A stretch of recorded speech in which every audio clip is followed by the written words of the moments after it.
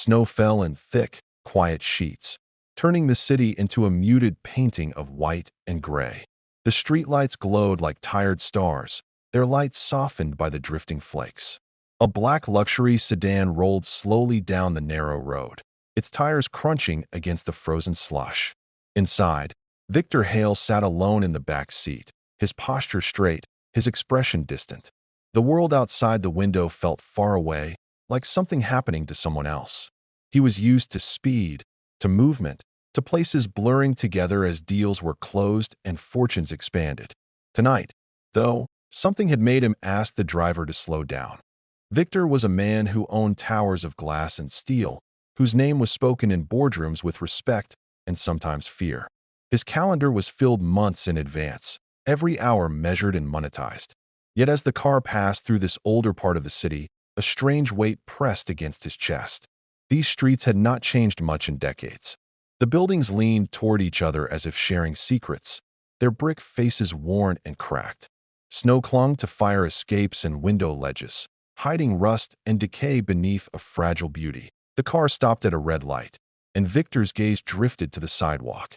A figure stood there, half hidden by the swirling snow. At first glance, it was just another shadow in winter, another person bracing against the cold. Then the figure moved, and Victor felt something tighten inside him. It was a boy, no older than 12 or 13, bundled in a thin jacket that was far too small.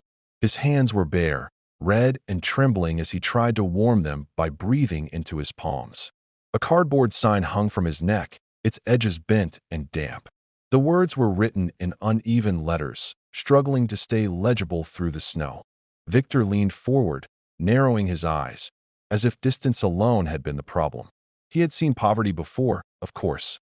He had written checks to charities, posed for photographs, attended galas where suffering was described in neat sentences and tasteful slides. This felt different. The boy wasn't asking for money. He wasn't reaching out to passing cars or pedestrians. He was simply standing there, staring across the street at a bakery window glowing with warm yellow light. Inside, people laughed, steam fogged the glass, and trays of bread and pastries sat like small miracles. The light turned green, but Victor didn't notice. The driver hesitated, then cleared his throat softly. "Sir, wait," Victor said, his voice sharper than he intended. The car remained still as horns sounded behind them, impatient and angry. Victor barely heard them. His attention was fixed on the boy, on the way his shoulders hunched as a gust of wind cut through him, on the way he tried to act older than he was, as if pride were the only coat he owned that a memory stirred, unwanted and sudden. Victor saw himself at 10 years old, standing in a kitchen that smelled of cold metal and burned coffee. He remembered his mother's hands, rough and cracked, counting coins on the table. He remembered the sound of the landlord knocking, the way his heart had raced even though he knew the knock wasn't for him. He had buried those memories under decades of success, under numbers and contracts and applause. Yet here they were, rising through the snow. "Pull over," Victor said. The driver glanced at him in the rearview mirror, surprised. "Here, sir." "Yes, right here." The car eased toward the curb, tires sliding slightly before stopping.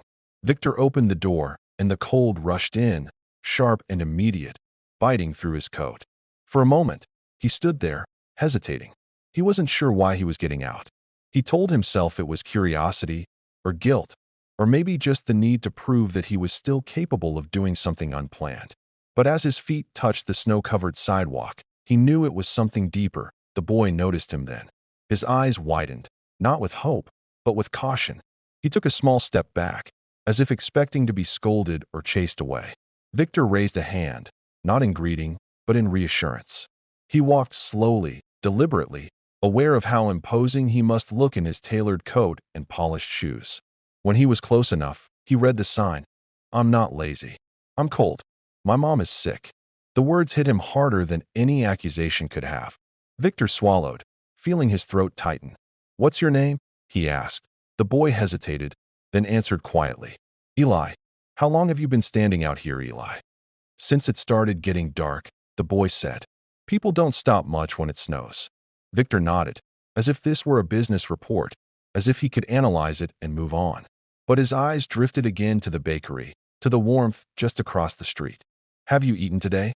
Eli shook his head, embarrassed. I had some bread this morning. Victor looked at the boy's shoes, thin sneakers soaked through, snow seeping in at the seams. He looked at the boy's hands, at the way his breath came out in short, controlled puffs. He felt a strange, almost painful disbelief rising inside him. In a city where he owned entire blocks, a child could stand freezing, invisible, while life moved on around him. Come with me, Victor said suddenly. Eli stiffened. Where? Just across the street, Victor replied, nodding toward the bakery. To get warm. The boy studied his face, searching for something, perhaps a lie or a threat. The snow continued to fall, settling on both of them, erasing their outlines. Finally, Eli nodded once. As they stepped off the curb together, Victor felt the world tilt, just slightly. He didn't know it yet, but this moment, this impossible pause on a snow-covered street, was about to change everything he thought he knew about himself, about wealth, and about what it truly meant to see another human being. The bell above the bakery door chimed softly as Victor pushed it open, and a wave of warmth rolled out to meet them. It smelled of yeast, sugar, and something faintly buttery, a scent so comforting it almost hurt.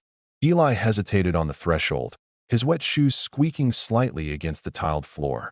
He glanced back at the street, as if expecting the cold to call him back, then stepped inside. Snow melted from their coats in small, dark patches, leaving quiet evidence of where they had been. Inside, time moved differently. The windows were fogged, blurring the city into an abstract painting of white and shadow. A few customers sat at small tables, their conversations low and unhurried. No one paid much attention to the well-dressed man or the thin boy at his side. To Victor, that anonymity felt strange and oddly comforting. Here, he wasn't a name whispered in offices or printed on glossy magazines. He was just another person shaking off the cold. Eli hovered close to him, his eyes wide as he took in the display cases. Rows of pastries gleamed under warm lights. Golden croissants, thick slices of cake, bread dusted with flour like fresh snow. Victor watched the boy's reflection in the glass.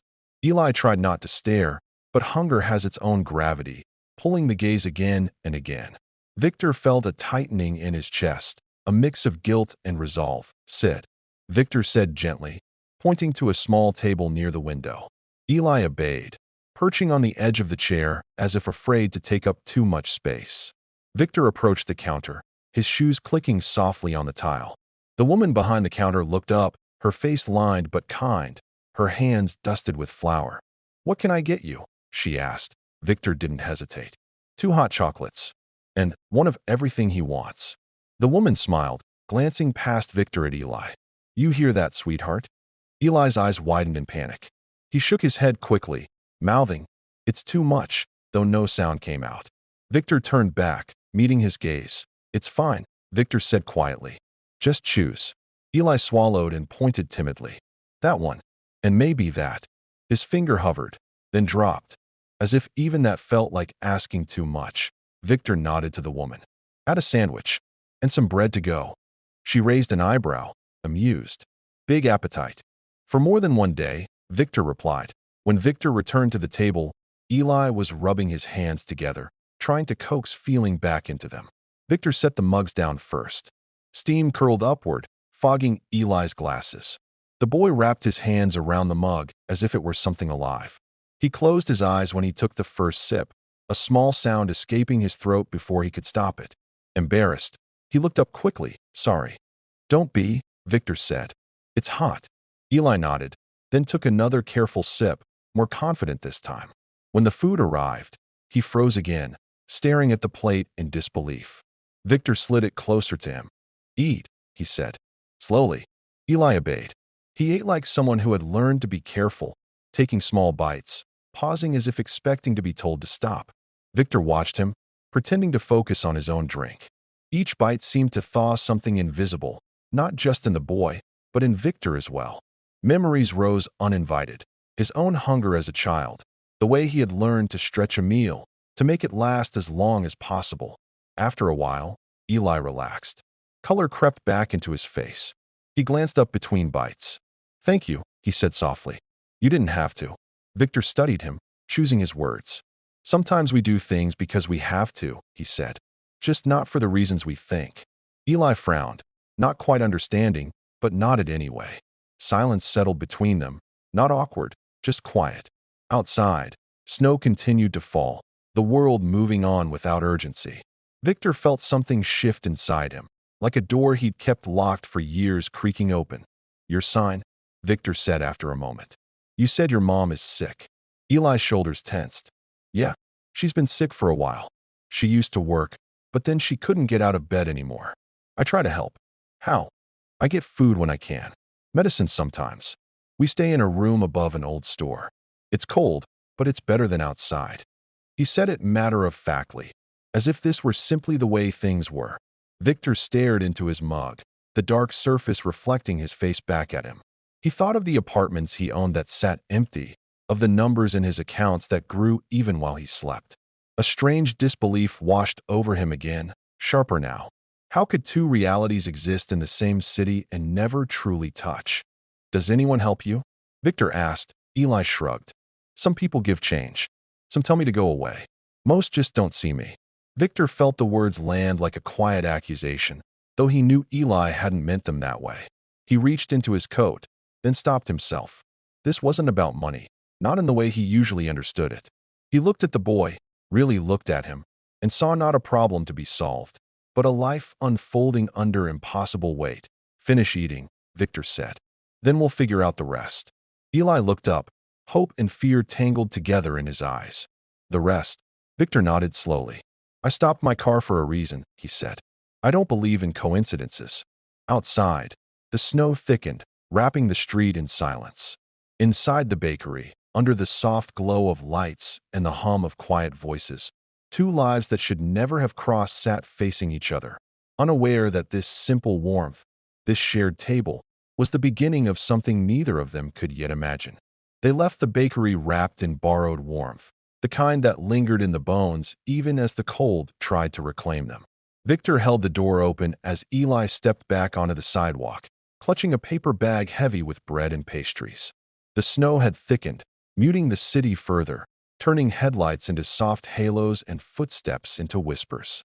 For a moment, they stood side by side, breath rising in pale clouds, the contrast between Victor's tailored coat and Eli's thin jacket stark under the streetlight. "Where do you live?" Victor asked gently. Eli hesitated, then pointed down the street. "That way.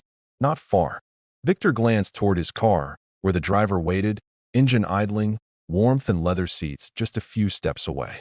Then he looked back at Eli, at the way the boy shifted his weight, as if preparing himself for a walk he'd already taken too many times. "It's cold," Victor said. "Let us take you." Eli stiffened again. "I don't want trouble." "You won't get any," Victor replied. "I promise." After a long pause, Eli nodded. They walked together to the car. The driver opened the door, surprise flickering across his face when he saw the boy, but he said nothing. Eli climbed in carefully, eyes wide as he took in the spotless interior, the quiet hum of the heater. He pressed his hands against the vent, marveling at the warmth pouring out. Victor slid in beside him, the door closing with a soft, final sound as the car moved. Eli gave directions in short, careful sentences. The streets grew narrower, the buildings older and more worn. Christmas lights blinked weakly in a few windows, their cheer struggling against peeling paint and boarded doors. Victor watched it all with a growing sense of disbelief. He knew these streets existed, had seen them on reports and maps, but moving through them like this felt different. It felt personal. The car stopped in front of a building that looked more like a memory than a place to live. Its sign hung crooked above a darkened storefront, the letters faded beyond recognition. A narrow staircase led up the side, its steps slick with ice. Eli gathered his bag and reached for the door. "I'll walk you up," Victor said. They climbed slowly, Victor gripping the railing, Eli moving ahead with practiced ease. At the top, Eli unlocked a door that opened into a single, dimly lit room. A small space heater hummed in the corner, fighting a losing battle against the cold seeping through the walls. A thin mattress lay on the floor, covered with mismatched blankets. The air smelled faintly of medicine and damp fabric. "Mom?" Eli called softly. A shape shifted on the mattress. A woman's face emerged from the blankets, pale and drawn, her eyes too large in her thin face. She struggled to sit up. Eli, she said, her voice weak but warm. You shouldn't be out so long. I brought food, Eli said quickly, holding up the bag as if it were proof of something important. Then he glanced at Victor, uncertain. He helped me. Victor stepped forward, removing his gloves. My name is Victor, he said. I hope it's all right that I came up. The woman studied him, taking in his coat, his posture, the calm authority that clung to him even now. Thank you, she said after a moment. I'm Anna. Victor nodded. His gaze moved around the room, taking in every detail. The empty medicine bottles, the single chair, the cracked window taped with plastic. He felt something heavy settle in his chest, a mix of anger and shame. This was not a sudden misfortune. This was a slow, grinding struggle, invisible to most. Eli knelt by his mother, unpacking the food with careful hands. He got hot chocolate, he said, smiling for the first time. And bread, real bread. Anna reached out, touching Eli's cheek. You didn't have to, he insisted, Eli said, glancing at Victor with a small grin. Victor cleared his throat. May I ask, he said carefully, have you seen a doctor recently? Anna's smile faded. It's expensive, she said simply. We manage. Victor felt disbelief sharpen into something else, something dangerously close to fury. He thought of the private clinics he funded, the medical wings with his name etched into marble. He thought of the meetings where costs were discussed in abstract terms, detached from faces like Anna's. Do you mind if I make a call? Victor asked. Anna hesitated, pride and exhaustion warring in her expression. I don't want charity, she said quietly. Victor met her gaze. Neither do I, he said. I want to help. There's a difference. She studied him for a long moment, then nodded once. Victor stepped aside, pulling out his phone.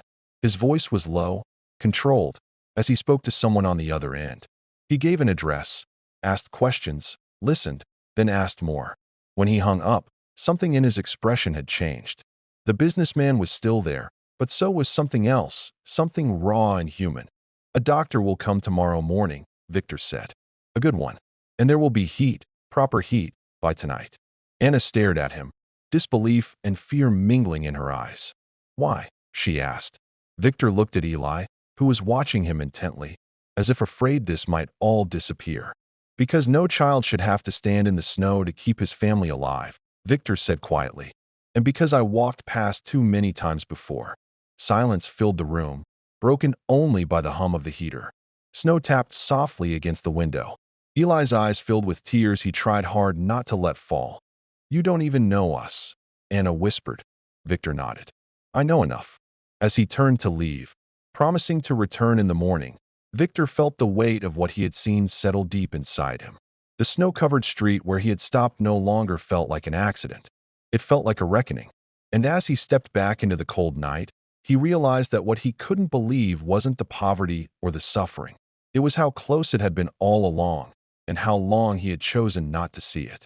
Morning arrived quietly, as if the city itself were holding its breath. Snow still blanketed the streets, though the storm had softened into a gentle, steady fall. Victor stood by the window of his penthouse, coffee cooling in his hand, his reflection staring back at him from the glass. The city below looked pristine from this height, orderly and calm, a perfect illusion. Yet his thoughts were fixed on a small, dim room above a forgotten store, on a boy's red hands and a woman's tired eyes that he hadn't slept.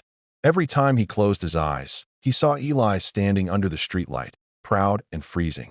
The memory had followed him through the night, refusing to be buried again. Victor checked his watch. It was time. The car cut through the morning traffic with practiced ease.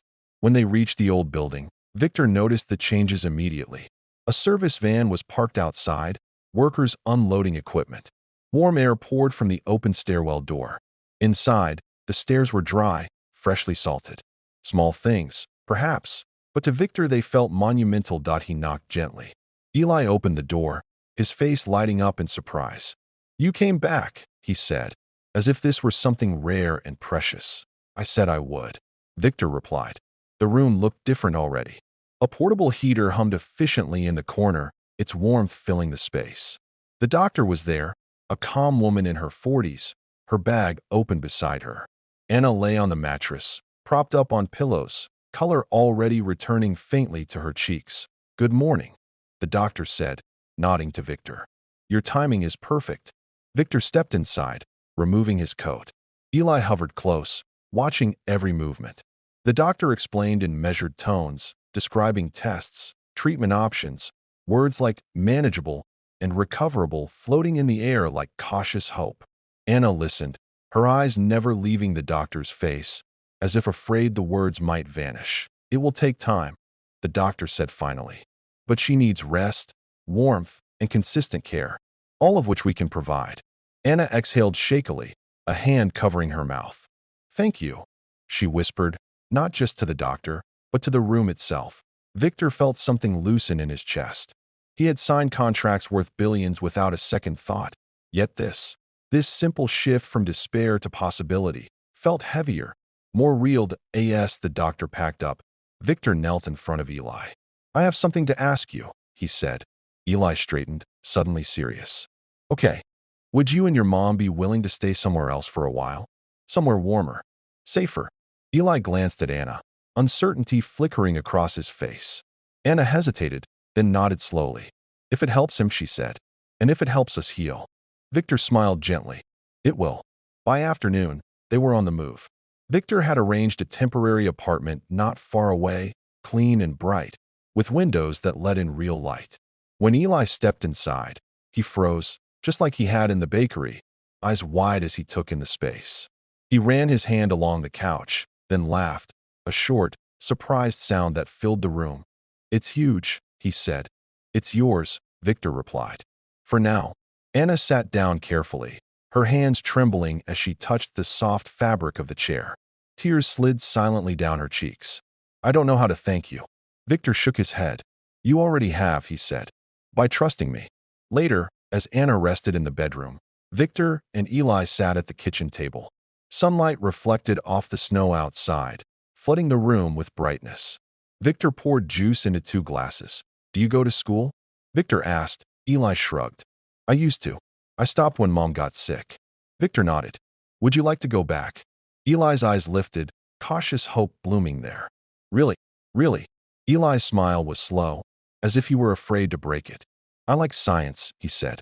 "I like figuring out how things work." Victor felt a familiar spark of recognition. "So do I," he said quietly. That evening, Victor returned to his office. The building buzzed with activity, assistants moving briskly, screens flashing with data. He walked through it all with a strange sense of distance, as if he were seeing it for the first time. He entered the boardroom where executives waited, mid-discussion. "We need to talk," Victor said, interrupting without apology. "About our housing projects. About healthcare access. About the spaces we've been leaving empty."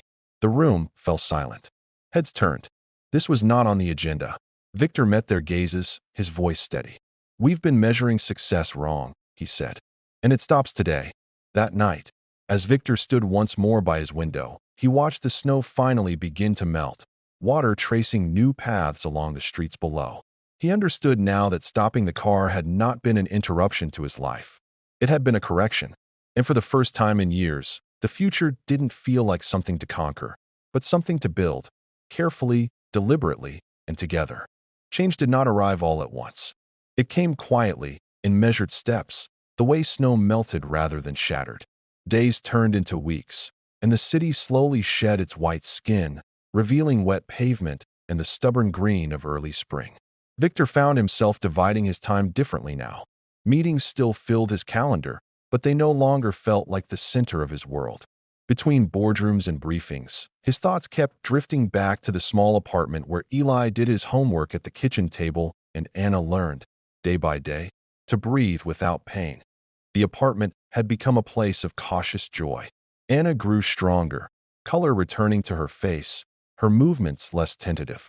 The doctor's visits grew shorter, the reports more optimistic. Eli returned to school, walking through the doors on his first morning with his shoulders squared, a new backpack on his back, and nerves buzzing under his skin. Victor had insisted on walking him there that day, standing at the gate as Eli disappeared into the crowd of children. For a moment, Victor felt something dangerously close to fear, then pride. That afternoon, Victor visited one of his older properties, a massive residential building half empty by design. The lobby gleamed, marble floors reflecting the overhead lights, yet the air felt hollow. He walked through the corridors with a small group of managers trailing behind him, their tablets glowing as they recited occupancy rates and projected returns. "Why are these floors still vacant?" Victor asked. One of the managers adjusted his glasses. "Strategic holding," he said. "Property values are expected to rise. It's more profitable to wait." Victor stopped walking. The group nearly collided with him. He turned slowly, looking at the long row of identical doors, all closed, all unused. He thought of the cracked window above the old store, of cold air seeping in while warmth sat locked behind polished doors like these. "Open them," Victor said. There was a pause. "Sir, make them available," Victor repeated. "Short-term leases. Reduced rates. Partner with local services. People are freezing while we wait for numbers to improve." Silence followed, heavy and uncertain. Then someone nodded, and another began typing furiously. Victor moved on, the decision already settled inside him. That evening, he stopped by the apartment unannounced. Eli opened the door, mid-laugh, his school uniform rumpled, his hair slightly too long. "You're early," he said. "Am I interrupting?" Victor asked. "Only math," Eli replied, grinning. "You can save me." Victor laughed, a sound that still surprised him when it escaped. He sat at the table, helping Eli work through equations, explaining patiently, using metaphors and sketches. Anna watched from the doorway, leaning on the frame, her eyes shining with something between gratitude and wonder. "You're good with him," she said later, as she poured tea. Victor shrugged. "He's good at learning." They talked about ordinary things, school, the weather, plans for the weekend. Yet beneath the surface, something profound was unfolding. Victor felt himself changing, his priorities rearranging themselves without his permission. He no longer saw his wealth as a wall separating him from the world, but as a tool he had barely learned how to use. One night, long after the apartment lights were out, Victor sat alone in his office, the city glowing beyond the glass. Reports lay open on his desk, but his attention was elsewhere. He pulled up a map of the city, marking neighborhoods, vacant buildings, shelters, clinics. He began sketching connections, imagining pathways where before there had only been gaps. The work energized him in a way nothing else had for years. The next morning, headlines began to appear. Articles spoke of new housing initiatives, of unexpected partnerships between corporations and community organizations. Victor's name was mentioned, cautiously at first, then with growing curiosity. Some praised him, others questioned his motives. He read it all with a strange detachment. This was not about reputation. It was about momentum. At school, Eli felt the change too. Teachers noticed his focus, his hunger to understand. He stayed late in the science lab, asking questions, dismantling and rebuilding simple machines. When Victor attended the school's open day, he watched Eli explain a small project with animated confidence, his hands moving as he spoke. Victor felt a familiar spark of ambition, but this time it was gentle, protective. "You could be anything," Victor said as they walked home. Eli frowned thoughtfully. "I want to make things better," he said. "Like you." Victor stopped walking. The words hit him harder than he expected. He knelt to Eli's level. "Then you already are," he said quietly. Not everything was easy. There were setbacks, critics, moments of doubt. Some deals fell apart. Some partners backed away. Victor felt the weight of responsibility pressing in from all sides. On those days, he found himself driving, almost without thinking, to the snow-covered street where it had all begun. The snow was gone now, replaced by rain or sunlight, but the memory remained vivid. One evening, as the city settled into twilight, Victor stood there again, watching people pass by. Eli stood beside him, hands in his pockets, looking around curiously. "This is where we met," Eli said. "Yes," Victor replied. Eli was quiet for a moment. "If you hadn't stopped," Victor finished the thought in his mind, but did not say it aloud. Instead, he looked at the street, at the flow of lives intersecting and diverging. "I did stop," he said simply. "That's what matters." As they walked away together, Victor felt a sense of continuity, as if the past and future were finally aligned. The change he had set in motion was bigger than any single act, but it had begun with one moment of seeing. And now, That way of seeing had become impossible to lose. The first snowfall of the next winter arrived softly, almost shyly, dusting the city in white once again. It transformed familiar streets into something new, smoothing edges, quieting noise. Victor stood at the same window where he had watched the snow fall a year earlier. But the man reflected in the glass no longer looked distant or hollow. His phone buzzed with messages, updates from projects across the city, invitations, requests. He silenced it and pulled on his coat. Outside, the city breathed in unison, steam rising from grates, lights glowing against the early dusk. Victor walked instead of driving, letting the cold bite gently at his face. He turned onto the street where it had all begun. The bakery was still there, its windows warm and fogged, laughter spilling out each time the door opened. He paused, watching people come and go, remembering a boy with red hands and a cardboard sign. "Mr. Hale." Victor turned. Eli stood a few steps away, taller now, his voice deeper, his shoulders broader beneath a thick winter jacket. Snow clung to his hair. He smiled, no longer cautious, no longer afraid. "You're late," Eli said lightly. Victor laughed. "I know. I got distracted." Eli gestured down the street. "They're waiting." They walked together, side by side, their footsteps crunching in rhythm. The old building above the forgotten store was gone now, replaced by a renovated community center. Light poured from its windows, music and voices drifting into the cold air. A sign by the door read, "Warm Nights Initiative, open to all." Inside, the space buzzed with life. Families gathered around long tables. Volunteers moved between them with trays of food. Children laughed and chased one another. Anna stood near the entrance, greeting people, her posture strong, her smile effortless. When she saw Victor, her eyes lit up. "You made it," she said, embracing him. "I wouldn't miss this," Victor replied. He moved through the room, exchanging words, listening more than speaking. This place was no longer his project. It belonged to the people who filled it, who had given it meaning. Victor felt a quiet pride, not the sharp thrill of conquest, but something steadier, deeper.